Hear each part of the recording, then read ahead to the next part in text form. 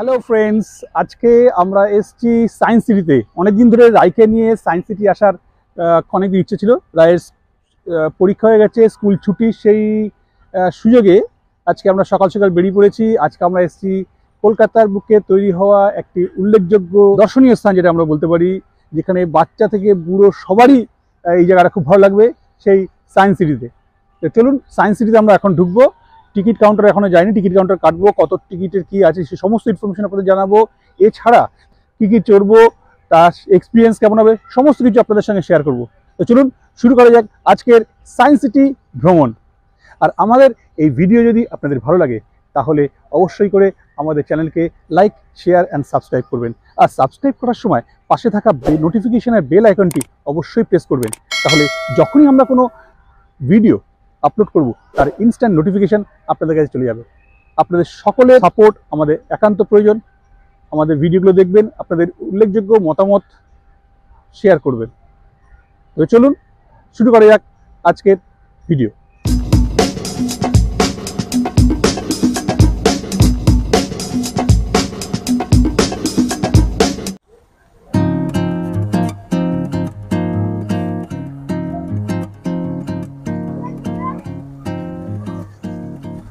দেখুন বন্ধুরা, এখানে কত সুন্দর একটা সায়েন্টিফিক ডিজাইন স্ট্রাকচার দিচ্ছে জল নিয়ে,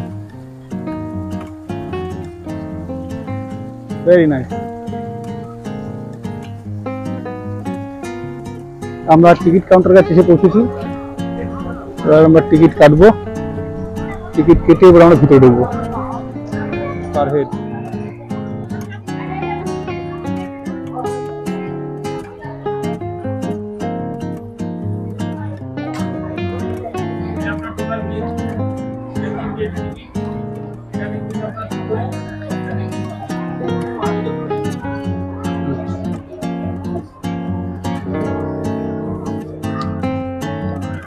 আচ্ছা, এটা বিল না? চলো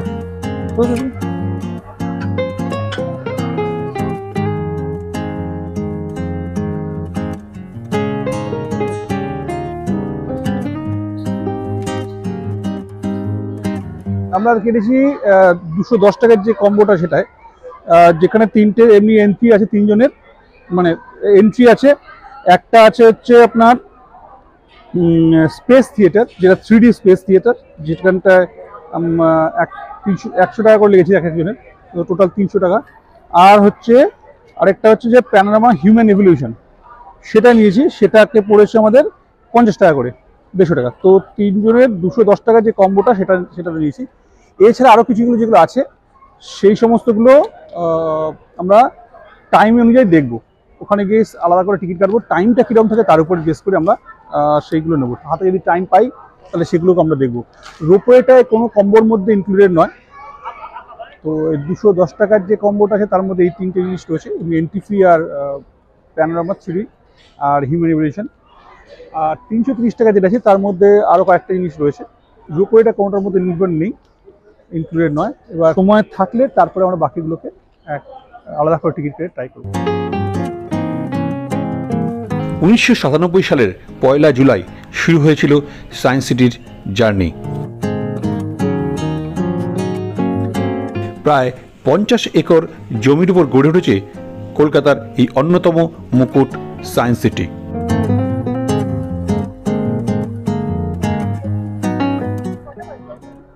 এখানে বিভিন্ন মনীষীদের, সায়েন্টিস্টদের সমস্ত আবক্ষ মূর্তি রয়েছে।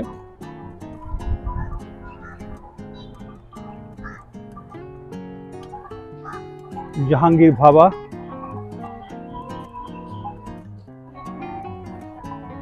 মেঘনাথ সাহা, রামানুজ, শ্রীনিবাসন রামানুজ।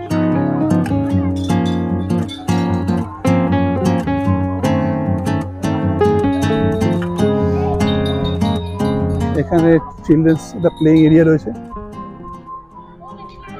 সব বাচ্চারা এখানে খেলছে। রোদটা একটু কমলে এখানটা একটু ভালো লাগবে। কলকাতার সায়েন্স সিটি একটি বিজ্ঞান সংগ্রহালয় এবং ভারত সরকার পরিচালিত একটি বিজ্ঞান ভিত্তিক বিনোদন উদ্যান। প্লেন রাখা রয়েছে, ছোট্ট বোয়িং X255 থিয়েটারের দিকে আসি। এই জায়গাটা সুন্দর গার্ডেনিং করা রয়েছে, এখানে লোকে প্রচুর ফটো তুলছে, বাচ্চাদের জন্য বিভিন্ন অ্যাক্টিভিটি রয়েছে। তো একটু বিকেলের দিকে আমরা এখানে আসবো, রাতে প্রচুর লোক এখানে রেস্ট নিচ্ছে।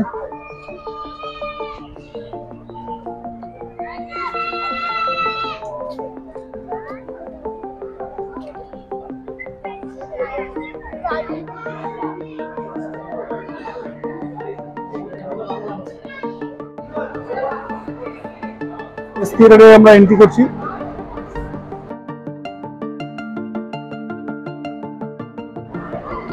এখানে একটা রকেট রাখা রয়েছে,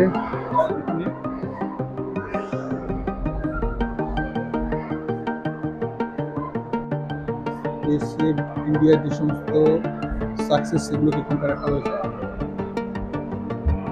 মাইলস্টোন গুলো এখানটা রাখা রয়েছে।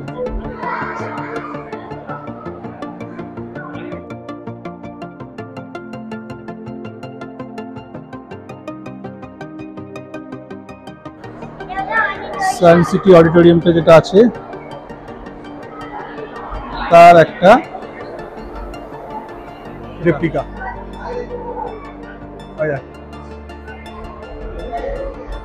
এখানে এক একটা দিলে যেটা দেবে সেটা ওখান থেকে এখানে দেখা যাবে। অ্যাপেলো 11 এটা, এই অ্যাপেলো 11 তার কিভাবে শুরু হয়েছিল সেটা এখানটা দেখা যাচ্ছে। এবার আমরা আস্তে আস্তে লাইন দিয়ে ভিতরে ঢুকছি।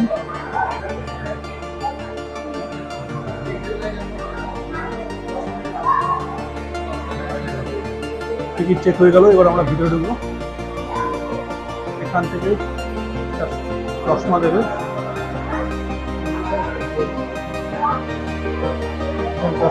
এরপর আমরা 3D যে ডোমটা আছে, স্ফিয়ার ডোম, তার ভিতরে ঢুকলাম, যেখানে আমরা 3Dতে ভয়েজার 2 এর যে জার্নি এবং তার যে ফটো তুলে নিয়েছে সেইগুলো সম্পূর্ণ আমরা এক্সপিরিয়েন্স করব। ভিতরটা খুব সুন্দর, পুশব্যাক সিটে করে পুরো এই 180 ডিগ্রি দেখা যায়। আমাদের যে শোটা ছিল সেটা শেষ হয়ে গেল, খুব সুন্দর অভিজ্ঞতা, খুব সুন্দর অভিজ্ঞতা, খুব সুন্দর দেখলাম, অসাধারণ লাগলো এটা। বন্ধুরা, আজকে যে জিনিসটা এই মুহূর্তে দেখে বেরোলাম, অসাধারণ বললেও কম হবে। সেটা হচ্ছে ভয়েজার 3 একটা শো চলে এখানে, যে এখানে সায়েন্সের 3D যে অডিটোরিয়ামটা রয়েছে সেখানে। অসাধারণ বললেও কম হবে, অসাধারণ বললেও কম হবে। আমাদের পৃথিবী থেকে যে ভয়েজারের যে যানগুলো, যে স্যাটেলাইটগুলো পাঠানো হয়েছে মহাকাশে, এবং তারা যে সমস্ত ফটো দিয়েছে সেখানে চাঁদ তো আছেই, তার সঙ্গে সঙ্গে বৃহস্পতি, শনি, নেপচুন, ইউরেনাস, প্রত্যেকটা প্ল্যানেট এবং তার যে কারো প্ল্যানেট যে বলয়গুলো রয়েছে সেইগুলো, তার যে স্যাটেলাইটগুলো রয়েছে মানে তার উপগ্রহগুলো রয়েছে, সেগুলোতে এত সুন্দরভাবে 3Dর মাধ্যমে দেখানো হয়েছে। অসাধারণ, অসাধারণ। আমি নিজে মানে এক্সাইটেড হয়ে গেছি, দেখি এত সুন্দর লেগেছে। প্রত্যেককে রেকমেন্ড করছি, প্রত্যেকে আসবেন, অবশ্যই এই শোটা দেখবেন। সত্যি বলছি, অসাধারণ বললে কম হবে।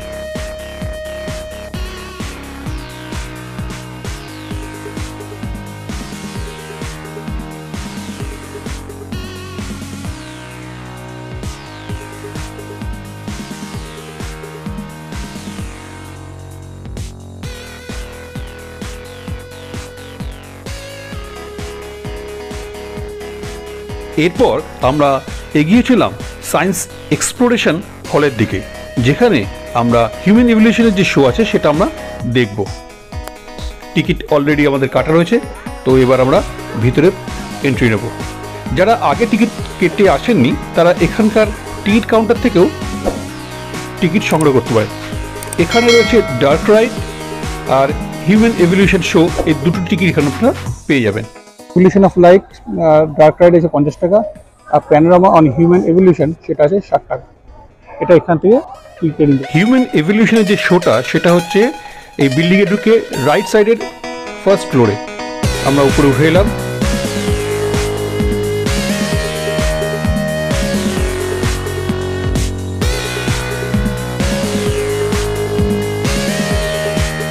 এন্ট্রি গেট এখনো খোলেনি, তাই সোনাকে লাইনে দাঁড় করিয়ে আমি আর রাই আরও কিছু সায়েন্টিফিক ইনভেনশন দেখতে লাগলাম, এবং রাই সেখানে কিছু এক্সপিরিয়েন্সও করলো।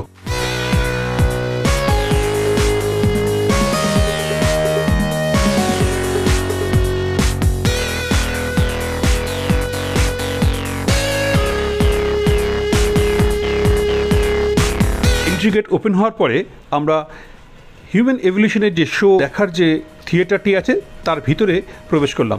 এটি একটি সার্কুলার ডোম, যেখানে ঘুরে ঘুরে আপনাকে সমস্ত ইভলিউশনগুলো দেখতে হবে এবং স্ক্রিনে তার ইন্ট্রোডাকশন এবং সিনেমাটোগ্রাফিক প্রেজেন্টেশন দেখানো হবে। ভিতরে ক্যামেরা অ্যালাউড নেই, তাই ভিতরের ছবি আপনাদেরকে আমরা দেখাতে পারলাম না। আপনারা যখন এখানে আসবেন তা নিজেরাই এক্সপিরিয়েন্স করে নেবেন। শো থেকে বেরোনোর পথে আমরা Indian culture and history and মিউজিকের যে প্রদর্শনীটি আছে সেটিও দেখলাম। কাঠ বোনা হচ্ছে সেটা দেখিয়েছে এখানটায়।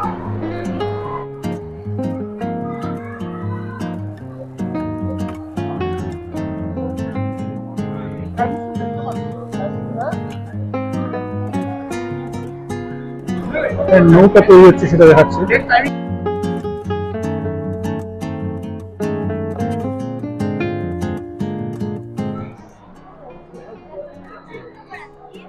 চাকা ইউজ করেছে, যেখানে গম ভাঙানো বা চাল ভাঙানো সেটা হচ্ছে। তার যে স্টাইলেটো দিয়ে যে চাকা ইউজ করা হতো সেখানে এইভাবে ভেঙে ভেঙে এটাকে এখানে বের করা হতো, আটা দিয়ে তৈরি হতো। এখানে দেখিয়েছে কীভাবে হচ্ছে সেটা দেখিয়েছে এখানটায়।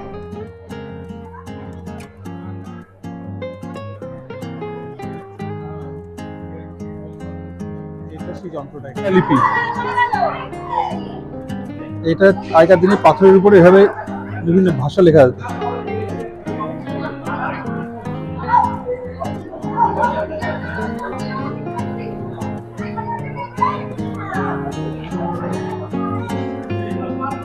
এখানে বাচ্চাদের জন্য বেশ কিছু পুরনো সায়েন্টিফিক ইনভেনশন রাখা রয়েছে, যেগুলো বাচ্চারা এক্সপিরিয়েন্স করতে পারে।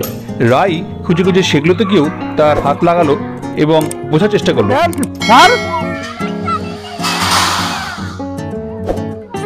বাইরে বেরিয়ে এসে যে বিস্তৃত গার্ডেন এরিয়াটা ছিল সেখানে বাচ্চাদের জন্য বিভিন্ন অ্যাক্টিভিটি ছিল, সেগুলো রাইও পার্টিসিপেট করলো।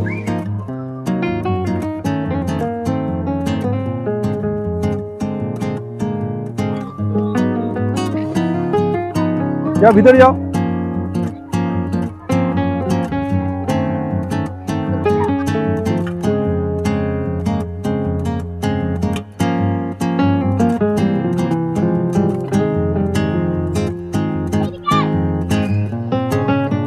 নেই বড় ওইভাবে নামে না, উল্টো করে নামো। হ্যাঁ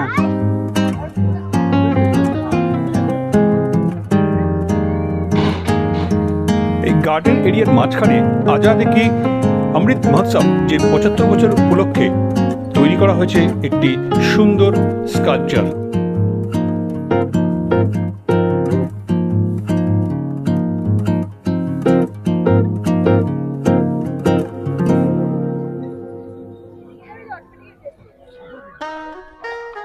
তোমার চাকা ঘোরাচ্ছে।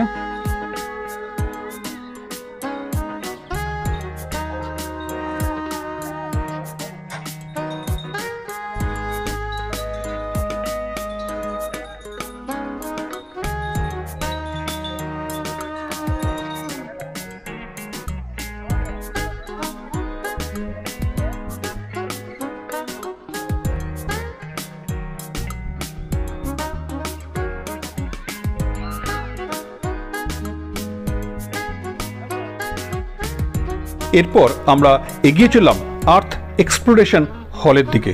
সেখানে আর্থ এক্সপ্লোরেশন নিয়ে এবং জলবায়ু পরিবর্তনের ফলে আর্থের কি চেঞ্জেস হচ্ছে সেই সমস্ত নিয়ে একটি সুন্দর প্রদর্শনী রয়েছে, আমরা সেটা দেখলাম।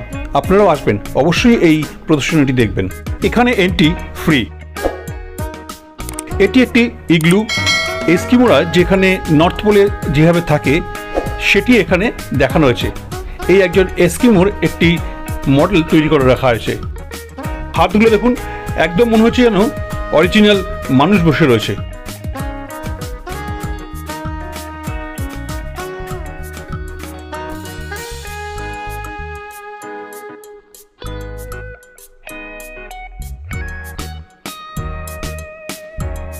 এখানে একটি গ্লেশিয়ার লেক দেখানো হয়েছে। কেদারনাথে যেভাবে হরপবান এসেছিল এবং তার ফলে ডিজাস্টারটা হয়েছিল সেটা এখানে দেখানো হয়েছে।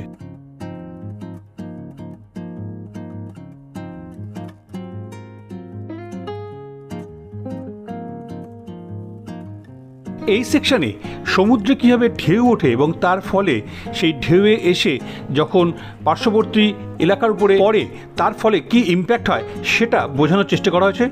মাটিতে অর্থাৎ ল্যান্ডে যে সমস্ত লেয়ারগুলো রয়েছে সেগুলো এখানে দেখানো হয়েছে। এই সেকশনে সমুদ্রের তলায় যে কোরালগুলো তৈরি হয় সেই কোরালগুলোকে দেখানোর চেষ্টা করেছে। অনেকেই আন্দামানে গিয়ে এর এক্সপিরিয়েন্স করেছেন, যারা জাননি তারা এখান থেকেই তার একটা আইডিয়া নিতে পারবেন এবং পরবর্তী ক্ষেত্রে যখন আন্দামান যাবেন তখন সেটা চাক্ষুষ উপভোগ করবেন।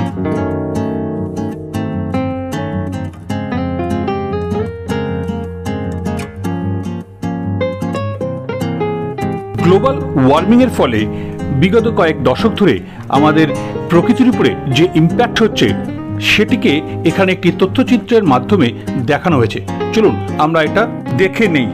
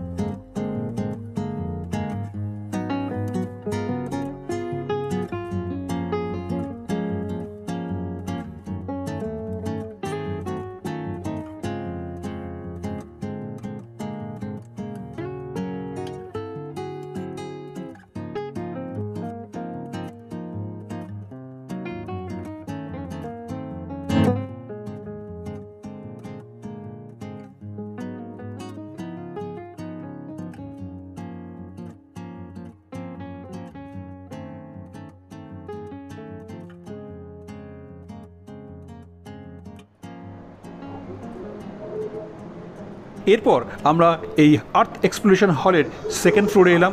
সেখানে রয়েছে নানান সায়েন্টিফিক নিদর্শন।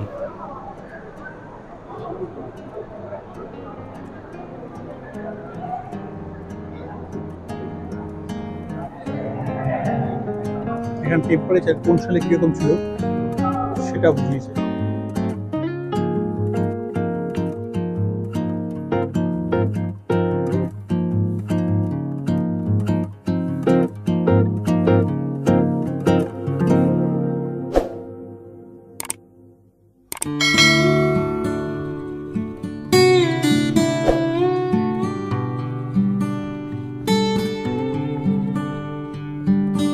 রাই এখানে একটি ডিজিটাল গাছকে জল দিচ্ছে এবং ফলে দেখা যাচ্ছে গাছটি আস্তে আস্তে বড় হচ্ছে। এরপর রাইকে নিয়ে আমরা চলে এলাম আউটসাইড যে অ্যাক্টিভিটি এরিয়া আছে সেখানে প্রচুর জিমিং অ্যাক্টিভিটি রয়েছে। রাই প্রত্যেকটা অ্যাক্টিভিটিকে খুব এনজয় করে এক্সপিরিয়েন্স করলো।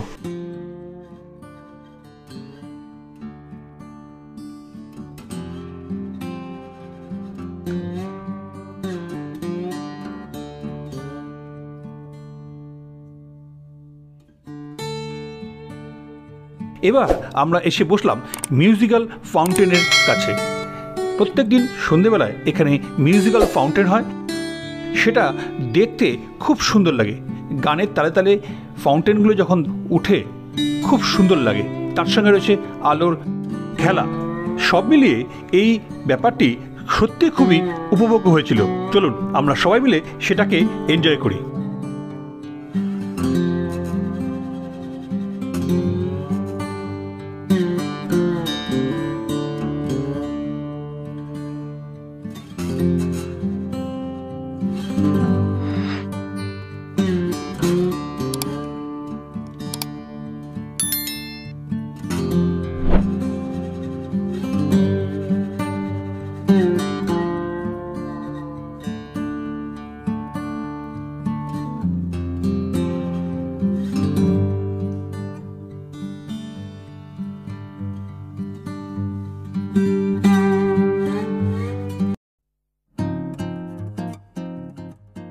এরপর আমরা দেখে নিলাম ভারতের রিসার্চ অ্যান্ড ডেভেলপমেন্ট উইং, যারা এই রকেট নিয়ে বা মিসাইল নিয়ে রিসার্চ করেন, তাদের তৈরি বেশ কিছু রকেট। এখানে ভারতের প্রাক্তন রাষ্ট্রপতি এপিজে আব্দুল কালামের একটি মূর্তি প্রতিস্থাপিত রয়েছে।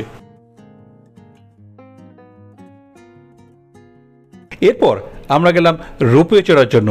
সায়েন্স সিটিতে আসার পর one of the main attraction হচ্ছে এই রোপওয়ে। রাই তো খুব এক্সাইটেড ছিল। সন্ধেবেলার পরে পুরো লাইট জ্বলার পরে এই রোপওয়ে থেকে পুরো সায়েন্স সিটি গ্রাউন্ডটাকে দেখতে অসাধারণ লাগছিল। একদম মোহময়ী রূপ নিয়েছিল এই সায়েন্স সিটি গ্রাউন্ডটি, আর রোপওয়ের উপর থেকে জাস্ট অসাধারণ লাগছিল। আপনারাও এলে সন্ধ্যের দিকে এই রোপওয়ে চড়বেন, তাহলে এই অতীব সুন্দর দৃশ্যটি উপভোগ করতে পারবেন।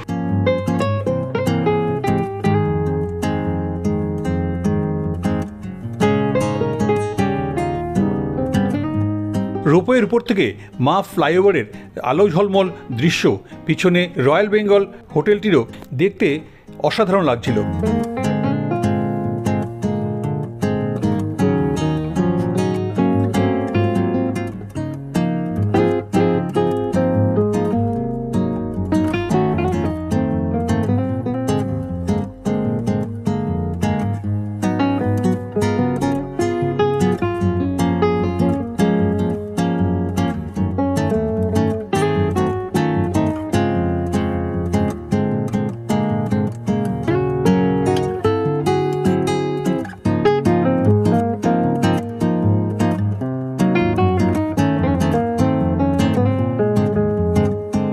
এরপর রোপওয়ে রাইড শেষ করে আমরা বাড়ির পথে রওনা দিলাম।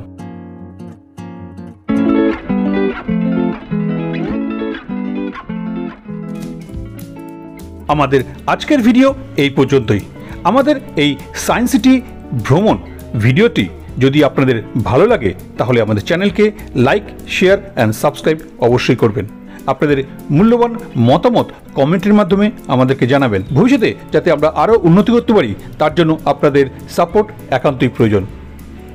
আজ চলি, দেখা হবে অন্য কোনো ভিডিওতে। ততক্ষণ ভালো থাকবেন। ধন্যবাদ।